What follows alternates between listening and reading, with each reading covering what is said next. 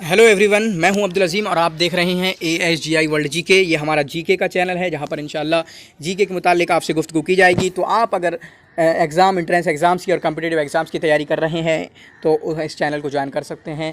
Coming days में बहुत अच्छी वीडियोस आपके सामने लाने का इरादा कर रखा है। तो इंडियन कॉन्स्टिट्यूशन, इंडियन संविधान, भारतीय संविधान और इसी तरीके से हिंदुस्तानी कानून, इसके मुताल्लिक आज हम गुफ्तगू करेंगे। ठीक है, the idea to have a constitution was first given by M N Roy.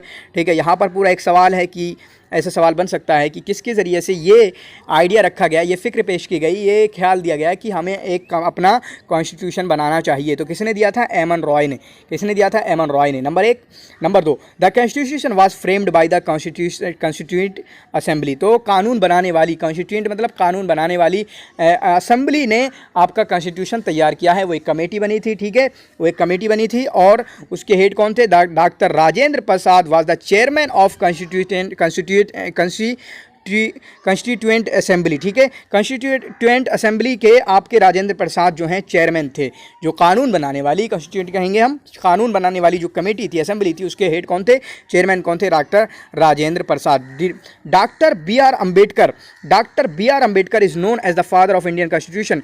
Indian constitution के, इंडियन संविधान के, भारतीय संविधान के और भारतीय कानून के, हिंदुस्तानी कानून के जनक कह लें, यानी जनक का मतलब जन्म देने वाले, जन्मदाता या फादर, पिता, किसको कहा जाता है? वो कहा जाता है भीमराव अंबेडकर को। डॉक्टर भीमराव अंबेडकर को। B R Ambedkar, B R का मतलब भीमराव। ठीक है, इट टुक्स, तो आपका जो कॉन्स्टिट्यूशन कब तक तैयार हुआ? इट टुक्स 2 years 11 months, 2 साल 11 महीने और 18 दिन लगे। 2 साल 11 महीने 18 दिन लगे आपका कॉन्स्टिट्यूशन तैयार होने में, कॉन्स्टिट्यूशन बनने में। चुनांचे 26 नवंबर 1949 को कॉन्स्टिट्यूशन बनकर तैयार हो गया और उसको अडॉप्ट भी कर लिया गया कि हाँ अब हम ये लेंगे और इसमें कोई चेंजिंग नहीं होगी उस वक्त के लिए। कब? 26 नवंबर 1950 को इसको अडॉप्ट कर लिया गया कि हाँ ये हमारा है। लेकिन कहा कि ऐलान कब करेंगे? एक हो सकता है कि मान लेना जो कमेटी असल, लेकिन पब्लिक के सामने ऐलान करना, ठीक है, जो जिम्मेदार होते हैं वो अलग होते हैं, खुफिया होते हैं। तो ऐलान कब किया इन्होंने? 1950 में, 26 जनवरी 1950 में। उसकी भी एक तारीख है, वो लोग आप में से बहुत सारे जानते होंगे, अगर कोई जानता है तो कमेंट में लिख सकता है क्यों ऐसा किया गया, क्यों नवंबर दिसंबर जनवरी पूरे 2 महीना लेट किए गए और 26 जनवरी 1950 में आपका इसको लागू किया गया। तो यहीं से सवाल अक्सर बनता है कि केम इनटू फोर्स, कब उसको लागू किया गया, कब उसका ऐलान किया गया पब्लिक के सामने कि अब ये कॉन्स्टिट्यूशन चलेगा। और वहीं से हमारा रिपब्लिक डे ऑफ इंडिया मनाते हैं, रिपब्लिक डे ऑफ इंडिया मनाते हैं 26 जनवरी को। ठीक है, क्योंकि हमारा का संविधान जो है लागू हुआ था। कॉन्स्टिट्यूशन तो यहाँ पर आप देखें, ठीक है, यहाँ पर आप देख सकते हैं कि कॉन्स्टिट्यूशन तो 1950 में कॉन्स्टिट्यूशन को लिया गया। तो कॉन्स्टिट्यूशन जिस वक्त इसको अडॉप्ट किया गया, शुरुआत में कॉन्स्टिट्यूशन में क्या था? कंटेंट इन द बिगिनिंग, शुरुआत में क्या था? इसमें 325 आर्टिकल थे, 22 पार्ट में जो थे और 8 शेड्यूल थे। 325 आर्टिकल्स थे, ठीक है, 22 पार्ट में और 8 शेड्यूल थे इसके। और अब अभी की हालत क्या है कि कॉन्स्टिट्यूशन में 448 आर्टिकल्स हैं। कितने बढ़ गए देखें, 325 से 448, 25 पार्ट हो गए, 12 शेड्यूल हो गए। तो इसको आप याद करना है कि आपसे क्या पूछा जा रहा है, पहले का पूछा जा रहा है, आपका पूछा जा रहा है। ठीक है, आर्टिकल 325 से 448, 22 से 25 पार्ट हो गए और शेड्यूल 8 से 12 हो गए। ठीक है, रिपब्लिक डे ऑफ इंडिया कब मनाया जाता है? 26 जनवरी 1950 को, जबकि कॉन्स्टिट्यूशन लागू किया गया। ठीक है, the constitution had it's preamble. तो कॉन्स्टिट्यूशन का एक प्रियम्बल है। प्रियम्बल का मतलब है एक तमहीद है, खुलासा है।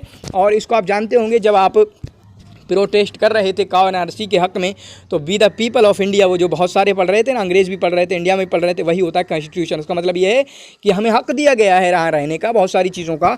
तो इसमें पूरा खुलासा है प्रियम्बल में पूरा खुलासा है, तमहीद है, मुलख्खसुल बहस है, पूरा मुलख्खसुल हमारे दस्तूर है। द आइडिया ऑफ प्रियम्बल का जो आइडिया है ये किससे लिया गया कि हमारे कॉन्स्टिट्यूशन का प्रियम्बल भी होना चाहिए, उसकी तमहीद, उसका तौतिया, उसका प्रियम्बल किताबों में भी होता है, लिखा होता है, आपको पता होगा। उसका सरफेस, उसका प्रीफेस, खुलासा जो होता है, तौतिया, तमहीद, मुकद्दिमा, तो ये किससे लिया गया? USA से लिया गया, क्योंकि USA का अपना प्रियम्बल है, तो वहाँ से लिया गया। अब यहाँ पर यह है source of Indian constitution. Indian constitution के सोर्स क्या हैं?